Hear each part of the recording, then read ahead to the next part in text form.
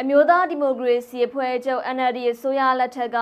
ငြိမ်းချမ်းရေးဆွေးနွေးပွဲတွေအောင်မြင်မှုမရခဲ့သလိုတိုင်းသားဒေသတွေမှာငြိမ်းချမ်းရေးမရှိတာကြောင့်ဖွံ့ဖြိုးတိုးတက်မှုတွေနောက်ကျခဲ့ရတယ်ဆိုပြီးအကြမ်းဖက်စစ်ကောင်ဆောင်မင်းအောင်လှိုင်ကထပ်ပြောပြန်ပါတယ်။ဇွန်လ26ရက်နေ့ကနေပြည်တော်မှာကျင်းပတဲ့နယ်စပ်ဒေသနဲ့တိုင်းသားလူမျိုးတွေဖွံ့ဖြိုးတိုးတက်ရေးဘိုးကော်မတီစည်းဝေးမှာသူကအဲ့လိုပြောဆိုခဲ့တာဖြစ်ပါတယ်။မင်းအောင်လှိုင်က2015ခုနှစ်ကနေ2020ပြည်နှစ်အထိတာဝန်ယူခဲ့တယ်။ NLD အစိုးရလက်ထက်မှာငြိမ်းချမ်းရေးဆွေးနွေးပွဲတွေလှုပ်ဆောင်ခဲ့ပေမဲ့အောင်မြင်မှုမရခဲ့ပဲတိုင်းသားဒေသတွေမှာငြိမ်းချမ်းရေးမရှိသေးတဲ့အတွက်ဖွံ့ဖြိုးတိုးတက်ရေးလုပ်ငန်းတွေနောက်ကျခဲ့ရတယ်လို့ပြောပြန်ပါတယ်။ဒါအပြင်နယ်စပ်ဒေသနဲ့တိုင်းသားဒေသတွေဖွံ့ဖြိုးတိုးတက်ရေးကိုဆောင်ရွက်ရမှာတမိုင်းအကြောင်းတွေကိုနားလည်ဖို့လိုအပ်တယ်လို့လည်းဆိုပါတယ်။ဒါအပြင်တိုင်းသားလက်နက်ကိုင်အဖွဲ့တွေကိုစစ်တပ်ရဲ့ကိုယ်ကဲမှုအောက်မှာနိုင်ငံတော်ကာကွယ်ရေးအင်အားအဖြစ်ဖွဲ့စည်းနိုင်ဖို့အတွက်ကြိုးပမ်းခဲ့ရမှာလက်ခံတဲ့အဖွဲ့အစည်းတွေရှိသလိုလက်မခံတဲ့အဖွဲ့တွေလည်းရှိခဲ့တယ်လို့ဆိုပါတယ်။2020ပြည်နှစ်နောက်ပိုင်းတနိုင်ငံလုံးငြိမ်းချမ်းရရှိဖို့အတွက်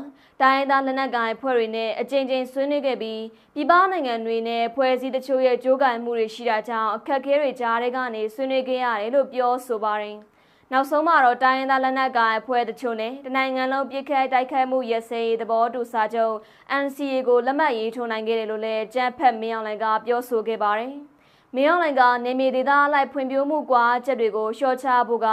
အစိုးရရဲ့အဓိကတာဝန်ဖြစ်တယ်လို့ဆိုပြီးအဲဒီလိုဆောင်ရွက်နိုင်ဖို့တည်ငြိမ်အေးချမ်းရေးဟာအရေးကြီးဆုံးလိုအပ်ချက်ဖြစ်တယ်လို့ဆိုပါတယ်။စစ်ကောင်စီအာဏာရပြီးရဲ့နောက်တိုင်းပြည်ကိုငြိမ်းချမ်းအောင်နဲ့ဖွံ့ဖြိုးတိုးတက်အောင်ဆောင်ရွက်မယ်လို့ပြောခဲ့တယ်လို့9နှစ်အတွင်းငြိမ်းချမ်းရရှိအောင်တက်နိုင်ဆုံးစ조사မယ်လို့ကတိပေးခဲ့တယ်လို့လည်းပြောဆိုပါတယ်။ဒါအပြင်စစ်ကောင်စီရဲ့ရတ္တရားစီမံကိန်းထဲမှာငြိမ်းချမ်းရေးဖိတ်ခေါ်မှုကိုထည့်သွင်းထားပြီးတိုင်းသားလက်နက်ကိုင်ဖွဲ့စည်းအလုံးကိုကြိုတင်ကန့်သက်ချက်တစုံတရာမထားဘဲငြိမ်းချမ်းရေးဆွေးနွေးဖို့ထပ်မံဖိတ်ခေါ်တယ်လို့လည်းပြောဆိုခဲ့ပါတယ်။အဲ့ဒီပြင်လက်ရှိမြန်မာနိုင်ငံကဖွံ့ဖြိုးတိုးတက်ရေးမှာနောက်ကျကျန်ခဲ့ပြီးဒီလိုဖြစ်နေရတာကနိုင်ငံရေးပဋိပက္ခတွေနဲ့လက်နက်ကိုင်ပဋိပက္ခတွေကြောင့်ဖြစ်တယ်လို့လည်းမင်းအောင်လှိုင်ကဆိုပါတယ်။မင်းအောင်လှိုင်ကတိုင်းသားလက်နက်ကိုင်ဖွဲ့စည်း EOS အားလုံးကိုဘာကြိုတင်သတ်မှတ်ချက်မှမထားဘဲငြိမ်းချမ်းရေးဆွေးနွေးဖို့ထပ်မံဖိတ်ခေါ်တယ်လို့လည်းဆိုပြန်ပါတယ်။မင်းအောင်လှိုင်ကအဲ့လိုတွေပြောနေပေမဲ့တကယ်တမ်းမြန်မာနိုင်ငံရဲ့ပဋိပက္ခတွေရဲ့အဓိကပြဿနာရင်းမြစ်က